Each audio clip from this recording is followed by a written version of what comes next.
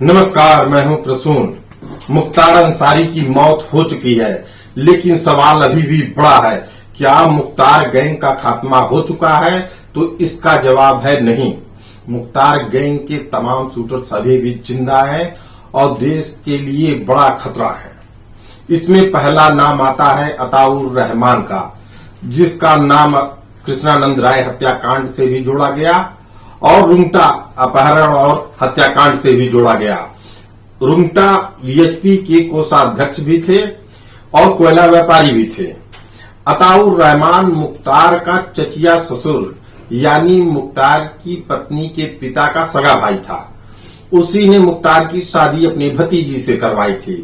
वो इस समय फरार है और कृष्णानंद राय की हत्या के बाद से ही फरार है और माना जाता है कि जब पुलिस ने दबिश अपनी बढ़ा दी तो वह नेपाल के रास्ते बांग्लादेश गया, बांग्लादेश से होते हुए वह पाकिस्तान गया और वहीं अपना निवास बना लिया। उसकी कुछ लोकेशन, कई बार लोकेशन दुबई में भी ट्रेस हुई हैं। इसके साथ आपको बता दें कि विश्वास शर्मा उर्फ विश्वास नेपाली ये दूसरा शख्स है जो अभी तक फरार है। इसका भी नाम कृष्णानंद राय के हत्याकांड में आया था। इसके बारे में कहा जाता है बनारस का रहने वाला था। विश्वास शर्मा इसका मूल नाम था। इस अपनी गरीबी से तंग आकर अपराध की दुनिया में उसने कदम रखा और धीरे धीरे अपने आप को मुन्ना बजरंगी और मुख्तार अंसारी के करीब पाया, जिसके बाद उसकी वारदात करने की तमाम घटनाएं सामने आने लगी और मौजूदा समय में बताया जाता है कि वह नेपाल में स्थित है।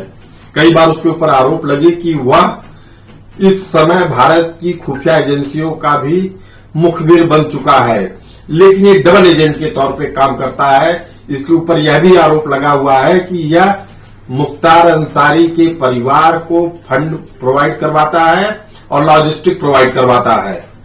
मुख्तार अंसारी की पत्नी अफसा हैं, जिनके बारे में कहा जाता है कि वह इस समय दुबई में चली गई हैं। इस पे तमाम विवाद हो सकते हैं, लेकिन बताया जाता है कि जिस आवाज इंफ्राटेक की वो पहले डायरेक्टर थी, जिसकी डायरेक्टर इस समय शादाब उर्फ डंपी है, जिसकी लोकेशन बताई जा रही है दुबई में। शादाब उर्फ डंपी की बारे में बताया जा रहा है कि वही आजकल मुख्तार अंसारी के परिवार को फंडिंग मुहैया करवा रहा है। ये तीन ऐसे लोग हैं जिनके बारे में माना जाता है कि यही लोग अभी भी मुख्तार के आपराधिक गतिविधियों, अवैध वसूली को संचालित करते हैं और करने के लिए नए टीम का गठन कर सकते हैं। इस कृष्णानंद राय का हत्याकांड एक बड़ा हत्याकांड था, जिसके बाद पूरा देश चौंक गया।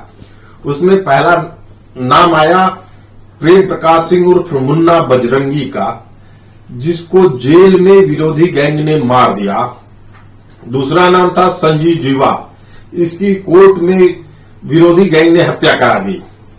तीसरा नाम आया राकेश पांडे उर्फ हनुमान पांडे, इसको भी पुलिस ने इनकाउंटर में ढेर कर दिया। ये इनकाउंटर लखनऊ में हुआ। फिर फिरदौस का इनकाउंटर होता है मुंबई में। मुंबई में एक घटना 2006 की है, जब इसका इनकाउंटर होता है। इसको मुंबई के एक मॉल में इसको रोका जाता है, हमला कर देता है। इसके बाद पुलिस अपनी गोलियों से ढेर कर देती है। इस एनकाउंटर को अंजाम देने वाले धनंजय मिश्रा को गैलेंट्री अवार्ड मिला, लेकिन ये गैलेंट्री अवार्ड राजनीतिक दबाव के चलते 14 साल बाद योगी सरकार में मिला। इसके बाद नाम आता है एजाजुल हक, जो मुख्तार अंसारी का बहनोई था। वह भी कृष्णानंद राय की हत्या में शामिल था। उसकी स्वाभाविक बीमारी से मौत हो गई। बताया जाता है कि वह अपने ऊपर आने वाले दबाव को झेल नहीं पाया और मानसिक बीमारी से मर गया। अंतिम नाम आता है मुख्तार अंसारी का। मुख्तार अंसारी को जेल में हार्ट अटैक के बाद उनकी मौत हो गई।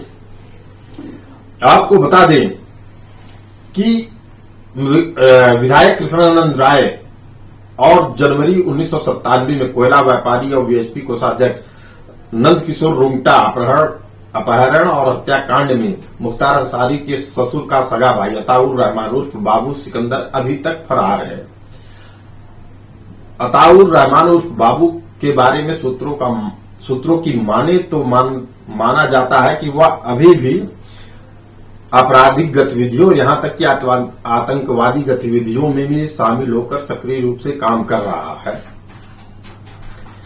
सूत्रों की माने तो मुख्तार अंसारी की पत्नी भी तमाम फाइनेंशियल डिटेल्स को जानती हैं, उन डिटेल्स को जानती हैं जिसके जरिए अपराधियों को पैसा मुहैया करवाया जाता है और उनके जरिए एक बड़ा नेटवर्क तैयार किया जाता है अपराध का, जिसके लिए अफसा की अभी तक खोज की जा रही है, लेकिन वो भी फरार बताई जा रही हैं। और इस अफसा को पैसा प्रोवाइड करता है डम्पी, जिसका नाम है शादाब, जिसको ये लोकेशन बताई जा रही है दुबई में। ये तमाम ऐसे लोग हैं जिनके बारे में माना जा रहा है कि अगर इनको भारतीय खुफिया एजेंसियां या भारतीय पुलिस नहीं पकड़ पाती है तो ये आतंक के नए पर्याय साबित होंगे। इसी के साथ आपको बता दें, मुख्तार अंसारी के ऊपर तमाम कार्रवाइयां हुई हैं, लेकिन अभी उनके जो 2 बेटे हैं, जिसके बड़े बेटे के बारे में माना जा रहा है जो जेल में है, कि वह आतंक की कमान संभाल सकता है। इसके अलावा यह भी माना जा रहा है कि आने वाले समय में राजनीतिक बदले की भावना से ये लोग आपराधिक कार्रवाइयों को अंजाम दे सकते हैं। तो इसलिए योगी सरकार को बेहद अलर्ट रहना होगा, खासकर मोदी सरकार की खुफिया एजेंसियों को भी अलर्ट रहना होगा। और इस अपराध के नेटवर्क को अगर खंगालना बंद कर दिया गया तो यह मान के चलिए कि आने वाला समय भारत की सड़कों पर नए खूनी आपराधिक गतिविधियों को अंजाम देने वाले दृश्य दिखाई देंगे। इस चर्चा में फिलहाल इतना ही। हमें दीजिए इजाजत। नमस्कार।